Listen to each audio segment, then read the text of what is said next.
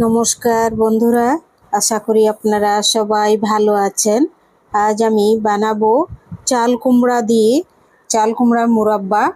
তো এটি আমি কিভাবে বানাই চলুন দেখে নেবেন। চাল কুমড়ার মুরাব্বা রেসিপিটি খুবই সহজ পদ্ধতিতে বানাবো।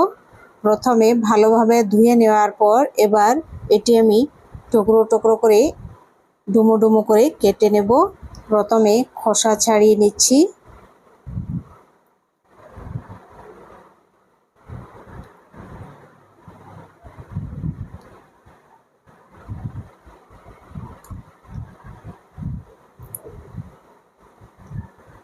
এতটুক বড় করে আমি কেটে নিচ্ছি দেখুন প্রথমে। আর এই যে এটি চাল কুমড়ার দানাগুলো এটি আলাদা করে আমি রেখে দিচ্ছি। এবার একটি কাঁটা চামচ দিয়ে এরকমভাবে আমি চিড়ে নিচ্ছি। কাঁটা চামচ দিয়ে এরকমভাবে চিড়ে নিলে হবে কি, চিনির সিরাপটা অ্যাবজর্ব করবে খুব ভালোভাবে আর খুব সুন্দর সুসিদ্ধ হবে।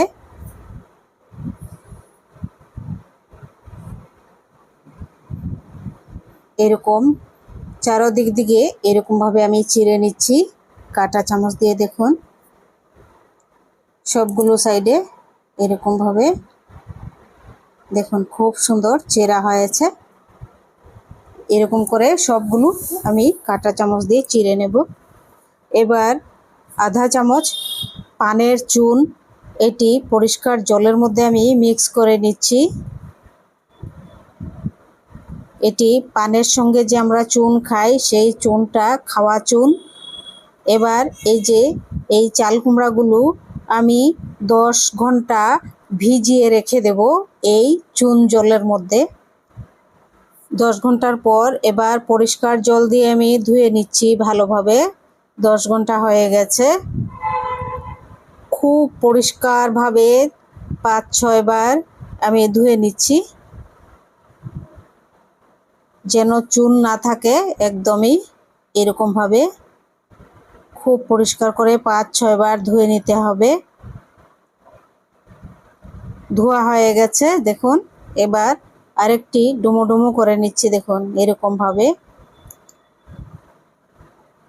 আপনারা চাইলে যেরকমই শেপ দিতে পারেন।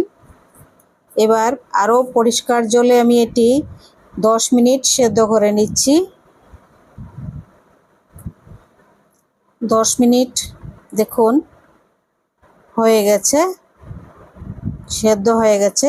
আর সেদ্ধ করতে হবে না, বেশি সেদ্ধ হয়ে যাবে পরে। এবার তুলে নিচ্ছি একটি বাসনে।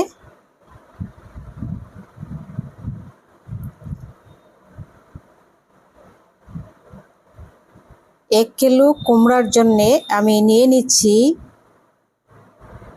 500 গ্রাম চিনি। 500 গ্রাম চিনির মধ্যে দিয়ে দিচ্ছি 2 চামচ জল, না হলে লাল হয়ে যাবে। এবার দিয়ে দিচ্ছি 2 চামচ গরুর দুধ। এবার দিয়ে দিচ্ছি 2টি এলাচ। দুধ দিলাম কারণ দুধ দিলে কড়াইটাও কালো হবে না, চিনির একটা দাগ আছে আর চিনির ময়লাটাও বেরিয়ে যাবে। এরকমভাবে আরও 10 মিনিট জাল করে নিচ্ছি। দেখুন চিনির ময়লাটা বেরিয়ে গেছে দুধ দেওয়ার কারণে। তুলে ফেলে দিচ্ছি। চিনির সিরাপটা তৈরি হয়ে গেছে। এবার দিয়ে দিচ্ছি চাল কুমড়া সিদ্ধ করে রাখা।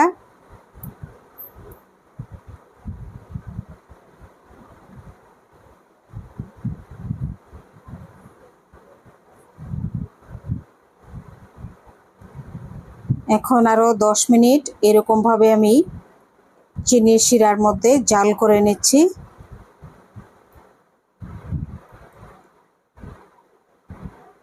দশ মিনিট হয়ে গেছে দেখুন। এবার গ্যাসটি আমি অফ করে দেব। গ্যাসটি অফ করার পর দেখুন 1 কিলো চাল কুমড়া থেকে কতটুক হয়েছে। নামিয়ে নিচ্ছি এই হোল করা থালের মধ্যে। এবার ফ্যানের নিচে রেখে দেব।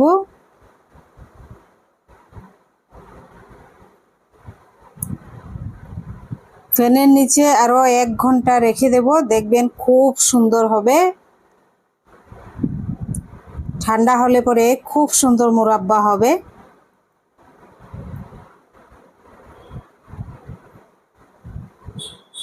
সবগুলো নামিয়ে নিলাম মুরাব্বা। এখন দেখুন ফ্যানের নিচে রাখার পর কত সুন্দর হয়েছে, একদম দারুণ হয়েছে। দেখুন ভিতরে কি সুন্দর রসালো মুরাব্বা। আপনাদের যদি রেসিপিটি ভালো লাগে সাবস্ক্রাইব করবেন, লাইক করবেন, শেয়ার করবেন, কমেন্ট করে জানাবেন কেমন লেগেছে আপনাদের এই চাল কুমড়ার মুরাব্বা রেসিপিটি। আর আমার ভিডিওটি অনুগ্রহ করে স্কিপ করবেন না, সম্পূর্ণ ভিডিওটি দেখবেন, আমি খুবই উপকৃত হব। সবাই ভালো থাকবেন, সুস্থ থাকবেন। আর এই মুরাব্বা রেসিপিটি অনেক দিন সংগ্রহ করে রাখতে পারবেন। খুবই সুন্দর হয়েছে, একদম মুচমুচে হয়েছে, উপরে ভিতরে রসালো, দারুণ টেস্ট হয়েছে। আপনারা এরকম বানিয়ে খেয়ে দেখবেন, অসাধারণ। এটির মধ্যে কোনো আর্টিফিশিয়াল কিছু দেইনি, শুধু চিনি আর একটু এলাচ আর একটু গরুর দুধ দিয়েছি, কারণ কেমন একটা লাল লাল হয়ে যায়, চিনির একটা নোংরা থাকে, লাল লাল ময়লা থাকে, এর জন্যে।